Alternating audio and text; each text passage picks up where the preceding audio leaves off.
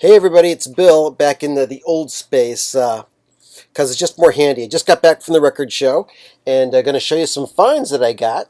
About 19 records, going to see if I can get through them in less than 10 minutes. So, first of all, great show today. The last record show of the year at the Fairview Park American Legion Hall. And Dave Rogers from Worcester came out to say hi, and he was crate digging along with me, helped me find some things. So here's what I found. There was somebody selling a whole bunch of records, real good stuff, but mostly high priced. And then it said, everything half price. So I went up and I found Heartbreaker free. So now I got a good copy of Wishing Well. This is a U.S. press on Island Records. Bunch of $2 finds.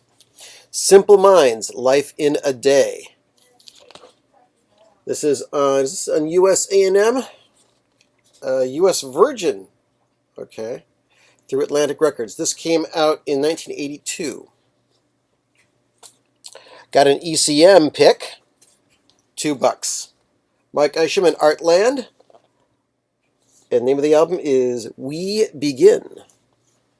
Very nice. Came out in 87 on ECM. Another Simple Minds album, which I was missing from my collection, Once Upon a Time. This is the one that has Alive and Kicking on it. Yes, it is. Check it out. Sealed, John Stewart, Bombs Away Dream Babies.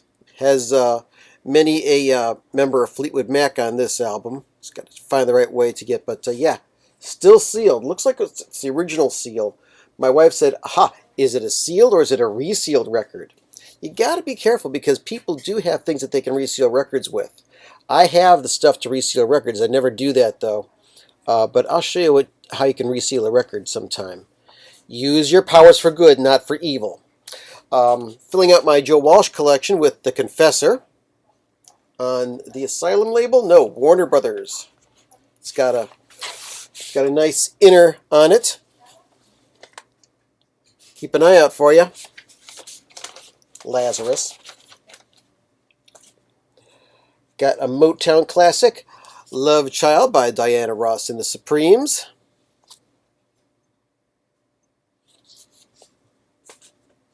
"12" of ABC, The Look of Love. Various remixes of that song.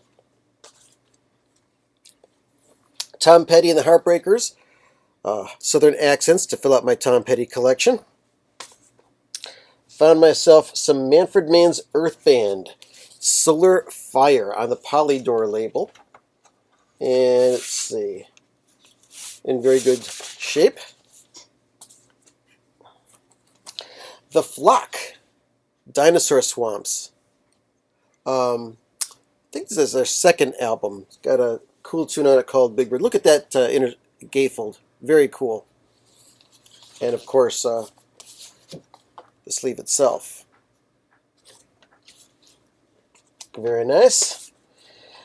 Now, Santana.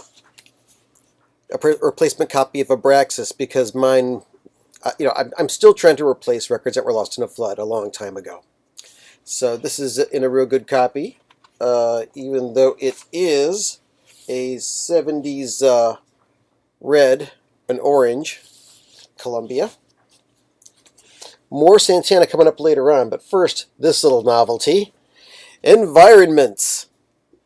Turn your hi-fi into a psychoacoustic device. This has the Pacific Ocean and the Caribbean Lagoon. Each side is a half an hour long, but this cracked me up. Better than booze and safer than pot.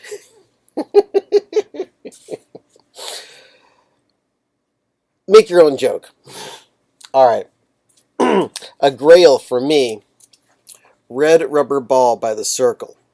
Got this for $6. And it's on the original 2i Columbia. It's in stereo.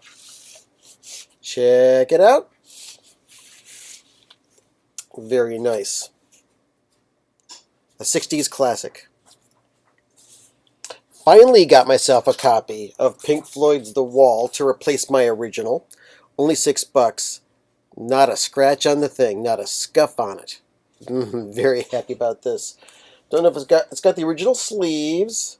Let's see, what else? Does it have any other stuff inside of it? I don't think so, but still. It's a clean copy of The Wall for $6. Very happy with that. I've been trying to replace my copy of Golden Earrings Moontan for a long time. I used to have the original nude cover, but this is going to have to do since it's in real good shape, just for listening purposes. Now, a big shout out and a thank you to Secafunk, Van, for doing a needle drop on the Hooteroll album from Howard Wales and Jerry Garcia.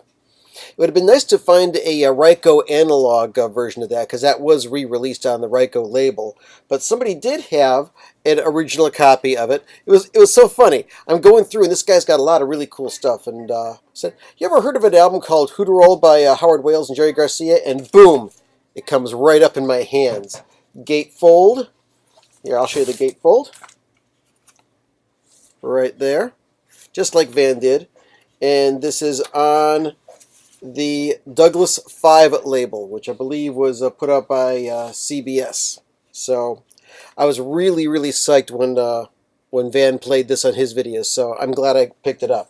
Once again, when Secafunk puts out a video, he's dropping the knowledge, and I'm right there with a sponge, soaking it all up.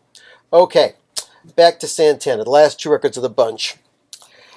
I've been buying copies of Santana 3 for a while, and every time I buy one, it looks good, but when I get home, clean it up, listen to it, one of the records skips. I mean, one of the songs skips. I buy another copy, a different song skips, or it's all messed up and roached just to hell.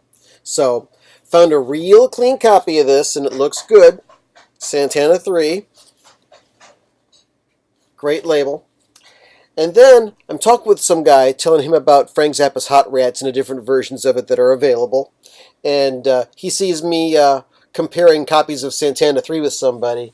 And we're also talking about quadraphonic remixes. A lot of times in the 70s when they were putting out quadraphonic records, playing the quadraphonic records on two-channel systems was great because it was a different mix of the same stuff. And sometimes they were really cool mixes. So we're talking about Santana 3. And what happens?